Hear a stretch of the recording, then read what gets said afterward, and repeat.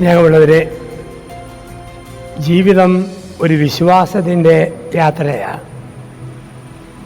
രണ്ട് വിശ്വാസങ്ങൾ നമ്മുടെ ജീവിതത്തെ സ്വാധീനിക്കും. ഒന്ന് ദൈവവിശ്വാസം, രണ്ട് ആത്മവിശ്വാസം. രണ്ടും ആവശ്യമാണ്. ആത്മവിശ്വാസവും വേണം, ദൈവവിശ്വാസവും വേണം. ദൈവവിശ്വാസത്തെക്കുറിച്ചാണ് നമ്മൾ അല്പസമയം വിചിന്തനം ചെയ്യുക. ദൈവത്തിൽ വിശ്വസിക്കുന്ന മനുഷ്യന് ജീവിതത്തിൽ എന്തിനും ഏതിനും ഒരു വ്യക്തതയുണ്ട്, ഒരു ഉറപ്പുണ്ട്.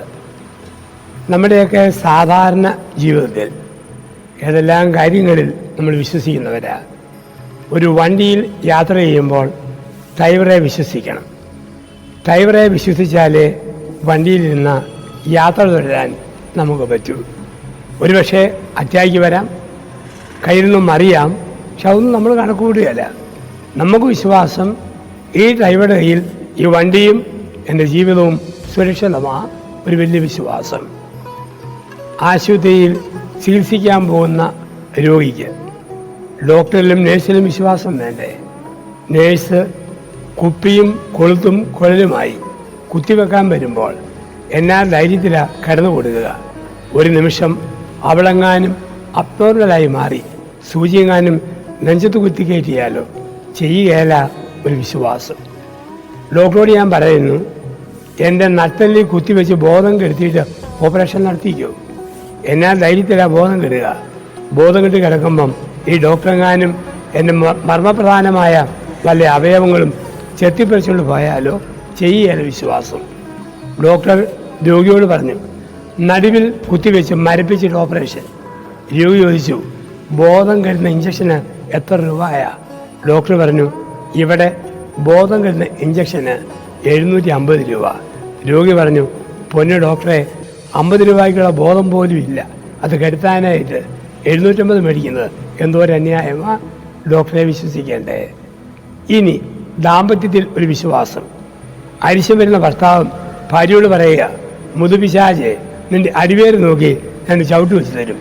ഭാര്യ താനെങ്കിൽ ചവിട്ടിയാൻ രാത്രി കഞ്ഞിക്കകത്ത് വിഷം കലക്കി തരും.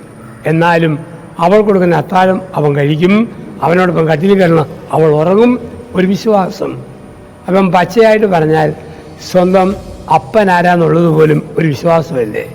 അമ്മ പറഞ്ഞ മോനെ മോളെ താൻ അപ്പൻ അപ്പാന്ന് വിളിച്ചു. നമ്മൾ ആരെങ്കിലും പിന്നെ അമ്മേ ഡൗട്ടുണ്ട്, ബ്ലഡ് ടെസ്റ്റ് നടത്തിയിട്ട് വിളിക്കാം. ജനിച്ച നാൾ മുതൽ വിശ്വസിച്ചവരാ. വിമാനയാത്ര ഒരു വിശ്വാസമല്ലേ? പ്ലെയിനെ കയറുന്നത് തന്നെ മരിക്കാനുള്ള കയറ്റം. ഈ സാധനം താഴെ ഇറങ്ങുമോയെന്ന് ദൈവത്തിന് മാത്രം അറിയാം. എയർ ഹോസ്റ്റസിന് പോലും ഉറപ്പല്ല.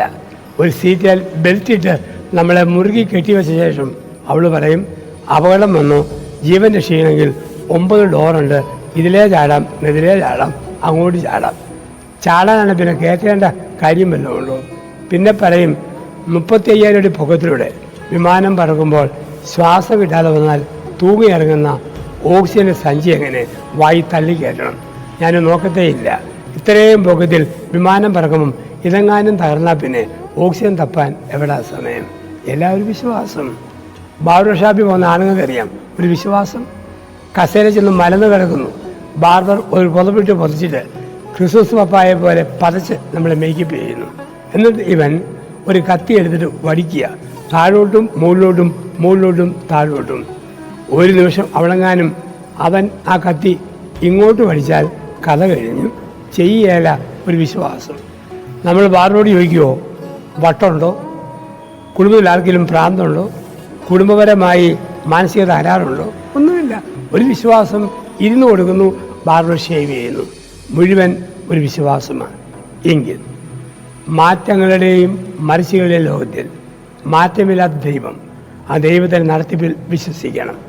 ഒരു കൊച്ചു കുഞ്ഞ് അമ്മയുടെ എഴുതിയിരിക്കുന്ന പോലെ ദൈവകരങ്ങളിൽ ഇരുന്ന് വിശ്രമിച്ച് യാത്ര ചെയ്യാൻ നമ്മൾ പഠിക്കണം. ആ വിശ്വാസമാണ് ബലം. ഒത്തിരി ടെൻഷൻ വരുമ്പോഴും ദൈവം നോക്കിക്കോളും. പണ്ട് അമ്മച്ചിമാർ പറഞ്ഞിട്ടില്ലേ, തമ്പുരാൻ നോക്കും, ദൈവം നോക്കും.